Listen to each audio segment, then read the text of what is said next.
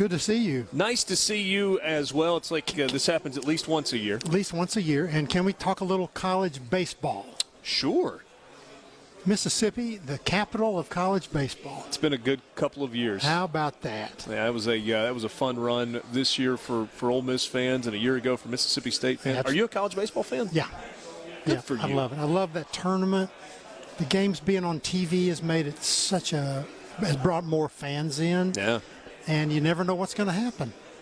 I agree. And, Mississippi State fans did it a year ago. There's such a passion there for that to just kind of take over Omaha. And then Ole Miss fans turned around and followed suit this year. It felt like a football game on a Saturday night in that Saturday night championship game against Oklahoma. It looked great on TV. It really did. So, how are you?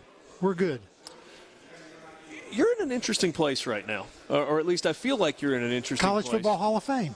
Yes, that's where we are. There you go. College Football Hall of Fame is a place that has more interesting things than anything. Yeah.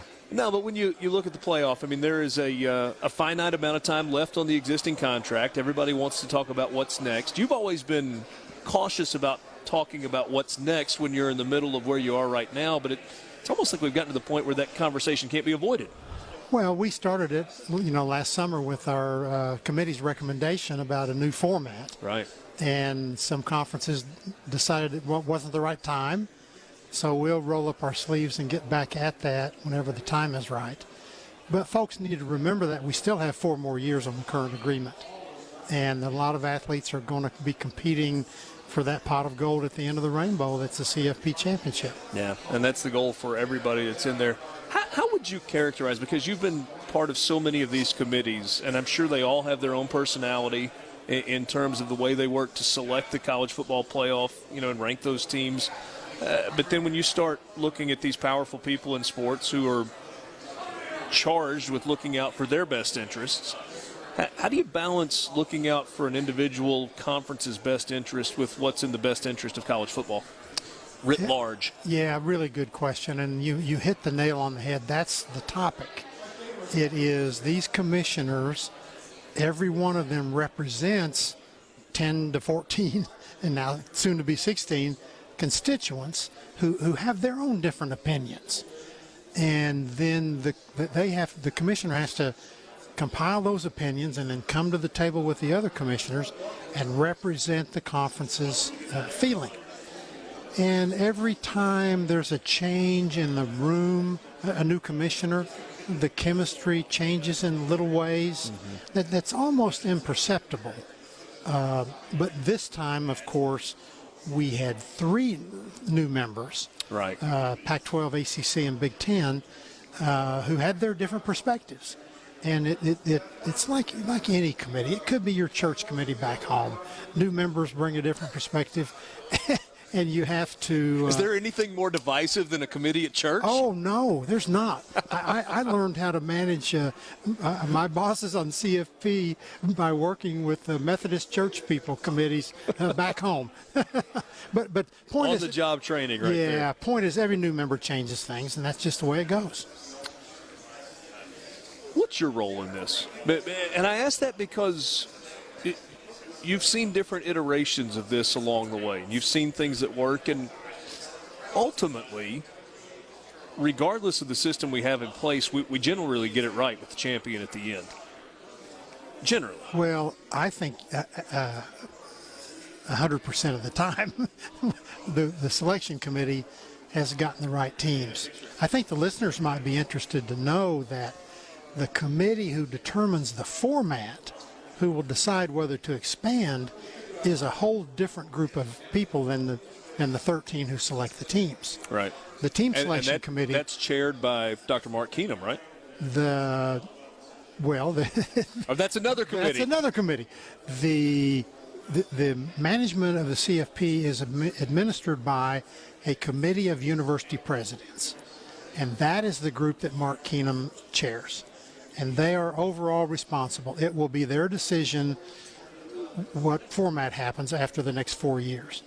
And the day-to-day is done by another committee, which is the conference commissioners. So every conference is represented on that. And then separately is the 13-person committee who select the teams in the playoff.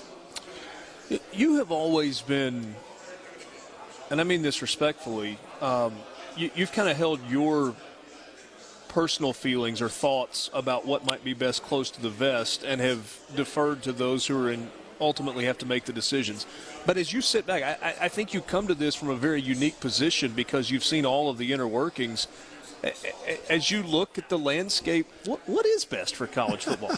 In Bill Hancock's opinion. In Bill Hancock's opinion, I have come to the point that larger field will be better.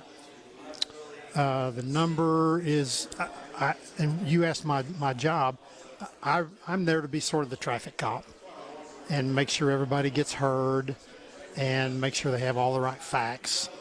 But I believe that a larger field will be better. We will have a larger field someday. I believe that. I believe that. 12 feels right to me because of the balance that would give us between the 6 automatic qualifiers in the proposal, right, and then 6 at large. And you could go 8 with 6 automatics and 2 at large. But I don't think we should reduce the number of at-large teams. Now we have 4. So why would we want to cut that number to 2? Yeah. So I personally feel like 12, when the time comes, is going to be right and what's best for college football. So when we look at the college football landscape right now, you start the beginning of the season and you got 128 teams or whatever the number is. And there's really a pretty small group that's got a chance to win it. I mean, I know on paper anybody could win it, but we look at the teams that have been represented in the college football playoff, and it's a fairly small number. If you go to a 12-team format, does it grab people across the country and say, hey, this is for everybody, it's not just for 8 teams? I'll give you my analogy on that. You know, before I came over to football 18 years ago, I was director of the men's basketball tournament for 16 years. Right. And I saw that happen in basketball. When it went from 48 to 64? That very thing. I saw that happen when it brought more fans into the sport. And I believe it would in football also. What is it that has gotten you to the point where your perspective has changed on that? Seeing a section of the country being left out, not advancing. And we need all parts of the country to be riveted on college football. And one way to rivet those people's attention is to let them have a shot at getting in the big enchilada. Yeah. This may be, and we can finish here, and maybe this is delicate because of the relationships that exist with bowl games.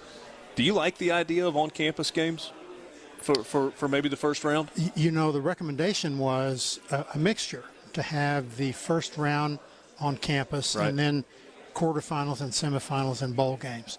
And then the championship game. Can you imagine what those atmospheres would be like? Oh, wouldn't that be terrific? Oh, kidding me? Oh, and hard for the visiting team to have to go to Oxford, I'll say. Well, but Mississippi earns that. If they get to host, they've earned it based on their play during the season. And I think with the way the final standings finished last year, the matchup that you had in the Sugar Bowl, Ole Miss and Baylor, actually would have been the same, but it would have been in Oxford.